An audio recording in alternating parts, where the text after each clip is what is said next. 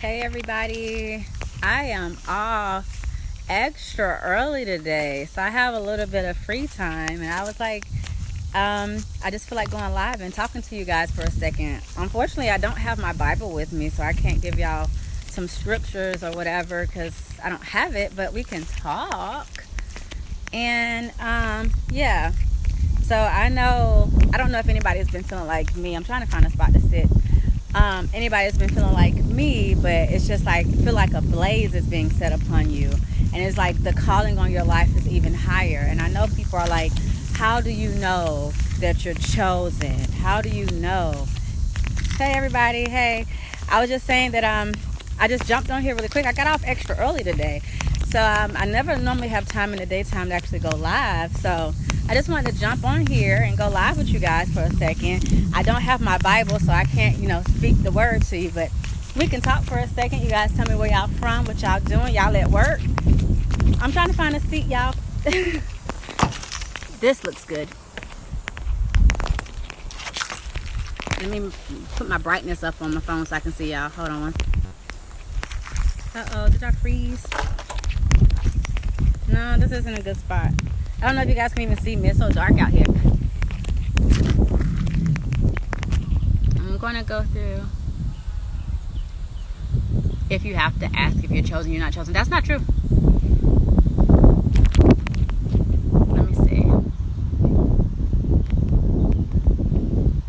Yeah, so if some people are asking if they're chosen, that's just because they don't know yet. Sometimes you don't know who you are until it actually happens to you. You just think that you're the black sheep of the family. You just think that you're not chosen. You think that you've never been picked for anything. So when you hear people saying the chosen one, you're actually like, well, I've never been picked.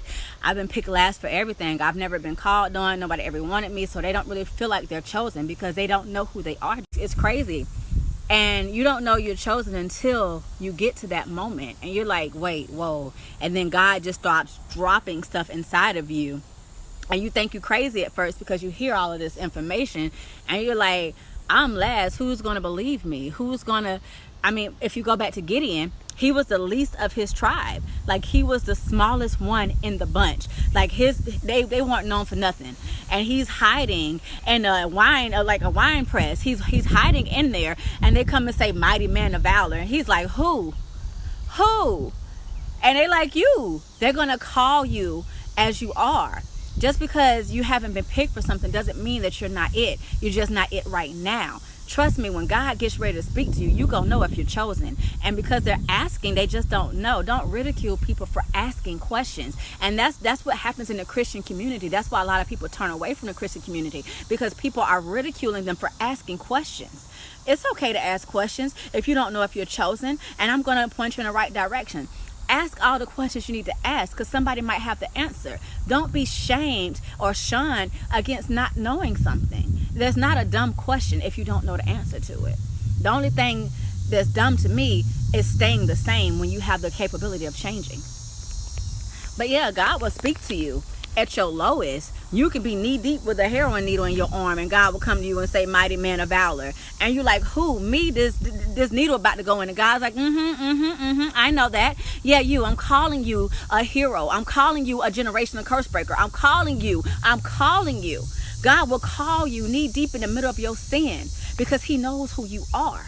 Even if you feel like you're not chosen, even if you feel like you're not worth it, God made every one of us worthy. We're not worthy in man's eyes, but in God's eyes, we're everything. I'm trying to read you guys' comments. It's so dark out here, you guys. I'm sorry. What's going on?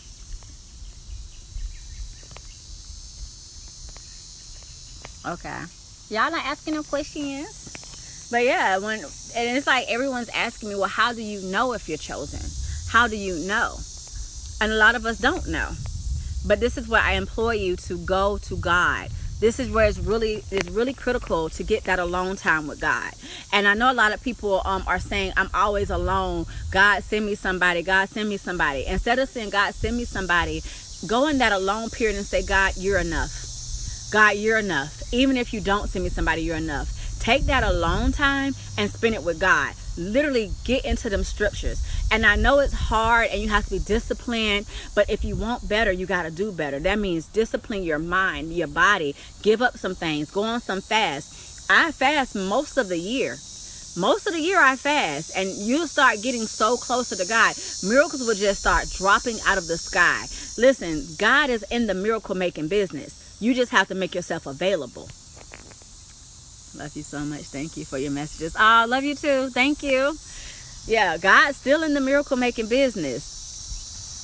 You doing it right now? Yeah. The alone period is your solitude. God gets you alone because you can't hear his voice, because you're listening to other voices. Don't think it's a punishment because you're alone. Don't think because people haven't come around you, or people start blocking you, people not rocking with you, people judging you, that's a punishment. It's not a punishment at all. I promise you, when you start getting in tune with God, you're going to start, like, people like, oh, my personality.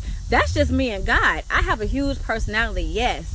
But God is the most part, because I'm always by myself. So I entertain myself. It's different. You start loving yourself. Instead of having people ridicule you for being goofy or weird, you start saying, you know what?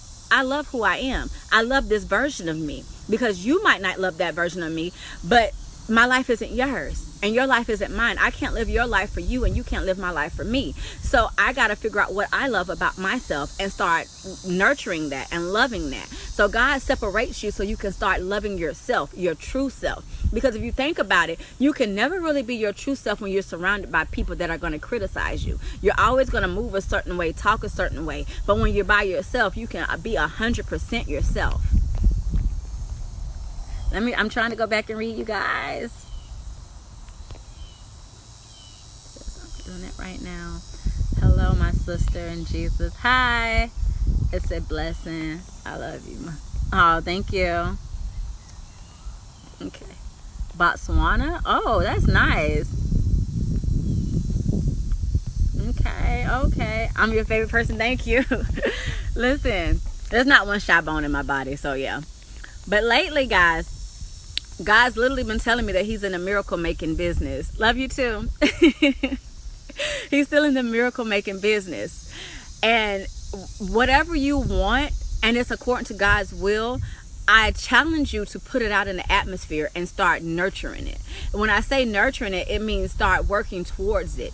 Even if it's like, oh, I'm going to be the next millionaire. Okay, open a bank account.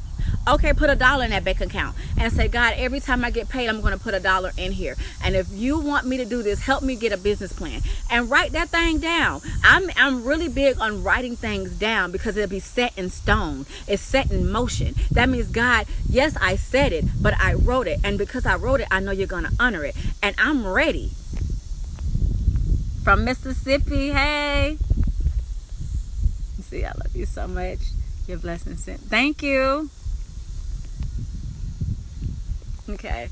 Yeah, you guys, I'm sorry. I really don't have my Bible. I just was riding. I was getting off work. I was so excited to get off early, extra hours early. So I just parked at the park and I said, you know what? I'm going to talk to you guys because I don't have nothing else. And I don't really talk to you guys like this. So let me get on here. Thank you for the lessons. Really helpful. You're welcome, honey. Yeah, but trust me. And when people say the fire is getting ready to set, fires come in to literally rip apart things. But after the fire, you ever seen a controlled fire? I'm from the country. So in the country, we have controlled fire burns. Or even like in California, where they'll set the forest on fire on purpose. Because they're getting rid of the thing so it can come up bright and brand new. You know, good stuff will start coming. And that's what's happening inside of you. God is literally taking ablaze all the stuff that is nasty and disgusting and didn't become of you. And he's clearing it out. And he's going to put a new fire inside of you. And you're going to be so filled with him that when people see you, they're going to be like, you're so anointed. People does that to me all the time. People are like, oh, you're glowing. Your skin is glowing. Oh, what is it? It's not me. He literally took out all the filthy, dirty things about me. And trust me, I've lived my life for me and you. And God's like, this is who you are now. Never in a million years would I have thought I would have been called woman of God. Like, really? Never. Never. And all of a sudden, in 2018, I told God, listen, I can't live this life like this anymore. I can't live like this no more. You want this body, you use it. You want this body, you use it. And I went on a 40-day fast. And I fast from 8 to 1 o'clock, no food, no drink, no nothing. And I would just pray. I was like, God, I don't know what I'm doing. Whatever you want to do. whatever you want to do, however you want to do it. And I just started doing like a Facebook Live here and there and here and there. And every day I just felt myself changing. More so where people be like, oh, you think you're too good. I'm like, no, I just don't want to do that no more. No, I just don't want to do that no more. And friends started dropping off and family started dropping off. And it wasn't like I was too good for you. I just did not have the desire to do what I used to do anymore. And you're going to lose so many people that's supposed to be your friends. I've lost 2 best friends in this lifetime, in 12 years, 10 years, because I don't do what they do anymore. I don't gossip. I don't hang. I don't talk. I don't do the things that they do. And all of a sudden, I'm too good for them. No, I have a calling on my life, and I'm not going to let you mess up my calling. And if you were my real friend, you would support that. But God has to go through the pruning process, meaning he knew that they couldn't go to the next level with me. So he had to remove them. And solitude was my best friend, because then I talked to the Bible. And this is the thing with me in the Bible, because I don't know if anybody else is like me in the Bible. So me and the Bible have this love-hate relationship. I was not able to understand it. The words in there, I could not understand. I did not know the names. It would seem foreign and it was aggravating. I would read it and I would close it because I couldn't understand it. And one day I went to God and I said, if you really have this calling on my life, can you make it so I can read it, because I can't understand it? And I know it just sounds like crazy, but it didn't make sense to me. And I couldn't get all these King Jehoshaphat and all these names. I was like, what is this? And one day I was asleep and God was walking with me. And I woke up and I opened the Bible, and it was like they were telling me stories. And I was able to decipher this Bible inside and out. And God says, start from the beginning and work your way through. And I kid you not, it's like I can read this Bible and they're talking to me. Now when I read the Bible, it's like I'm reading a story and it's in real time. So when you don't understand the Bible, I need you to go to God and say, God, I can't read this. And I know it sounds crazy. I can't read it. I don't understand it. Make it make sense for me. And I promise you, he will open that Bible up and you will start seeing these people in the Bible as if it's a story. It's like a movie. And the one that makes me so mad is Samson and Delilah. You guys, ooh, I want to fight her. I want to fight her. She get on my nerve. But that's the one that always aggravates me. She gets on my nerve.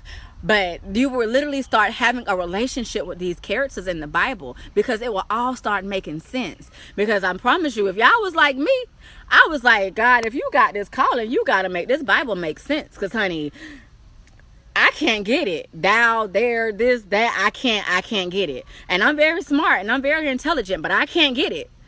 And it start opening up and it start making sense. Listen. Let me go back and read you guys. I don't want to ignore you guys. Hold on. Let me get up in here. It says the biggest and hardest accomplishment is self-love. Yes, self-love is literally, because it's almost like you're selfish, but it's not. My energy. Oh, thank you. I'm trying to read you guys. Yes, it does make sense. My energy radiates. Thank you. Here we go. But yeah, the biggest thing for me was the learning the Bible, and then my memory with retaining scriptures or whatever is horrible. And I was like, God, if you want me to speak to your people, I gotta be able to get up there and quote some stuff. I can't retain this. It wasn't sitting in my head. I couldn't quote you anything out of the Bible. I can read it, but I can't retain it. And people would be like, oh, well, what is this, this, and this? And I was sitting here like, I read it, I just can't remember it. I read it, but I can't remember it. And so God started working on my memory. And everything, listen, whatever you're challenged with, literally go to God and be like, I can't do this. I need you to do it for me and help me make it make sense. Help me retain my memory for it, because I can't do it. And I'm like, if you want me to get up here and preach to your people, and the dream that I had was him, I'm like this big old stadium and I'm on stage and I'm preaching to the masses, and I'm up there saying, let's go, God, let's go. And y'all just out there shouting back. And I'm like, God, I can't get up there and can't speak to these people. I'm going to get up there and look crazy. But he started saying, I got you. I got you. And literally, he got me. I can quote it. If you start talking about the Bible, I can start talking right back to you. And he was like, if I called you to it, I'm going to bring you through it. I'm not going to leave you out there like that. I'm not going to leave you out there like this. Trust me, I got you.